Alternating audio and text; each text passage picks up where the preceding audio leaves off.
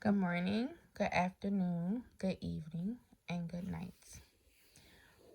Whenever you are hearing this word, I know the reel that I just put up was the wrong way, so I am getting better.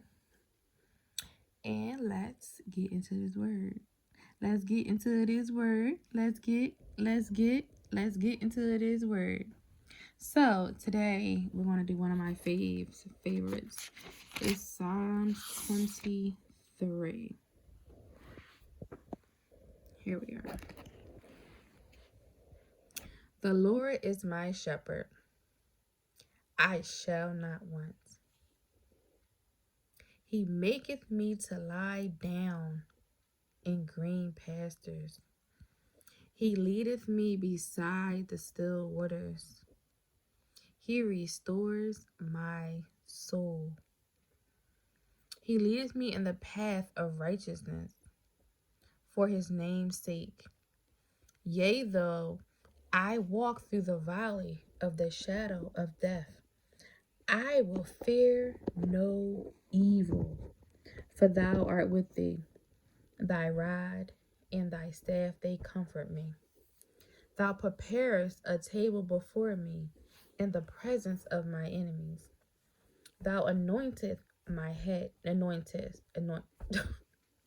Sorry, a little twisted. Anoint, you know the word. Anointed, test. My head with oil, my cup runneth over. Surely goodness and mercy shall follow me all the days of my life, and I will dwell in the house of the Lord forever. Amen. This is one of the Psalms that my mom and my grandma always said read. It was Psalms 23, Psalms 91. We want to read that also.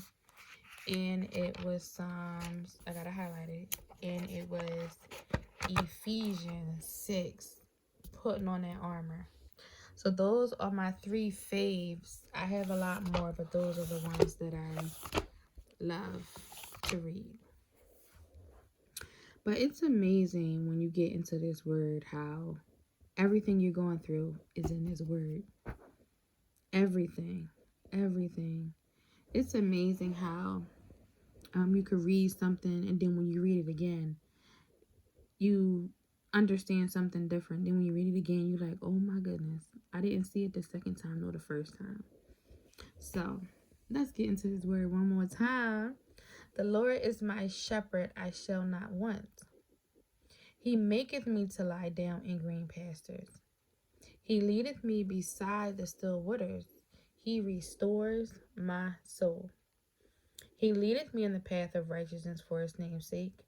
Yea, though I walk through the valley of the shadow of death, I will fear no evil. For thou art with me. Thy rod, thy staff, they comfort me. Thou preparest a table before me in the presence of my enemies. Thou anoint thy head with oil, my cup runneth over.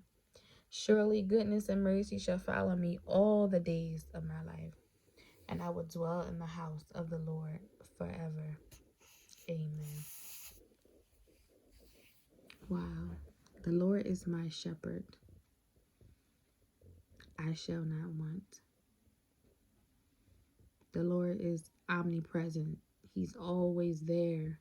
Even when we think he ain't there, he's there. It's amazing. Like you shall not want. Because God is always there. He has your back. So why are we wanting some of the things that we desire when we have God? God is all we need. It's amazing. He maketh me to lie down in green pastures. He leadeth me beside the still waters. He restores my soul. So anything you going through, anything, just know that God is able and God makes a way out of no way. He will protect you. Even though you walking through those valleys and you thinking that there's no way out, there's a way out. Jesus. Call on Jesus, trust in him. He will be there for you. He will never let you down. I mean, I have so many testimonies. I give you a quick testimony. My mom passed away from breast cancer, and I was 18 when she passed away. I was 18, and after she passed away, I got into a relationship, and it started to get abusive, emotional and physical. And my family was like, "Oh my goodness, they barely didn't know." So like when you in that kind of relationship, an abusive relationship, you don't want your family to see you like that. You don't want your family to um know you're going through that stuff. Plus, it's like a comfort zone when you're in it, because it's like, okay, I have to stay here. Why do I have to stay here? You start thinking things like, okay, this is right, um, and it's not right. Nobody deserves to be hit on. Nobody deserves to be mentally or physically abused. And I know sometimes we think that um, saying negative words that actually can hurt you, and that's a part of abuse, like constantly mentally tearing you down, constantly um, feeding your mind negative thoughts. And that's not right. That's not of God. And nobody's perfect, but in that situation, I prayed. I remember like it was yesterday. I prayed and prayed and prayed.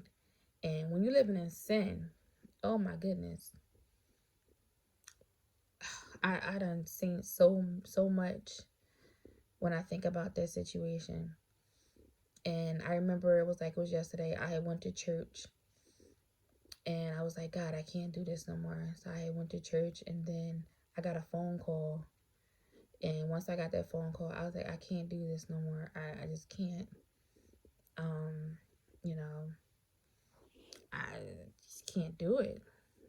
I mean, once I went to church, and you know how when you go to church and that word is just for you, it like penetrates your soul, and it's like, wow, I went to church, that was for me. And that was my breakthrough right there. That was my breakthrough, that God was talking to me and telling me that this is your time to try to get away, to try to go.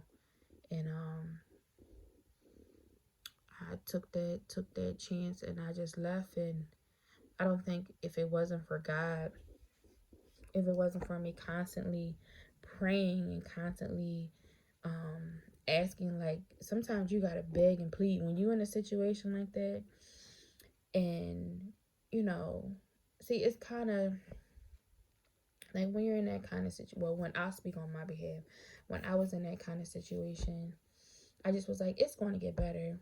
It's really going to get better. Maybe it's just me. Maybe I said something the wrong way. Oh, it's just me. You start blaming yourself like, oh, it's me, when it's really not you. It's the situation that you're in. And then you start thinking like, oh, this is okay. He only hit me once. He said he's not going to hit me again. So everything should be okay. And come to find out, it happened more than once. And then you start thinking to yourself like, oh my goodness, I can't believe this. Like, did this really happen? And, you start blaming yourself and saying, I shouldn't have did this, or I should have put the dishes away, or maybe I should have talked to him in a different tone, or maybe I should have did things differently. And it makes you feel trapped. It makes you feel trapped like, okay, well, it's my fault. I shouldn't have talked to him that way. And then you start blaming yourself when it's not yourself. It's not you. That's when you know you need to get out of that situation, because when you have that instance knowing like, this is not right, this is not for me, like God doesn't have this for me. And when you start praying, sometimes in these storms, it's a test for a testimony. In these storms, it's more so to bring you closer to God, and for God to work with you, and so your strength can be tested I don't want to say tested, so where your strength can be renewed and restored, to know that you can do all things through Christ.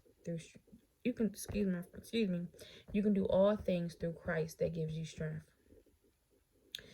And yeah, it's amazing. It's amazing that you know, how it all happened and my story today and my journey. It's amazing. You never know the walk or the journey that God has for you. You never know, because I'm a nice person. I'm caring. I would give you the shoes off my back. If I seen somebody in the street, they needed food, I will pull over and buy them a burger. Like, that's just me.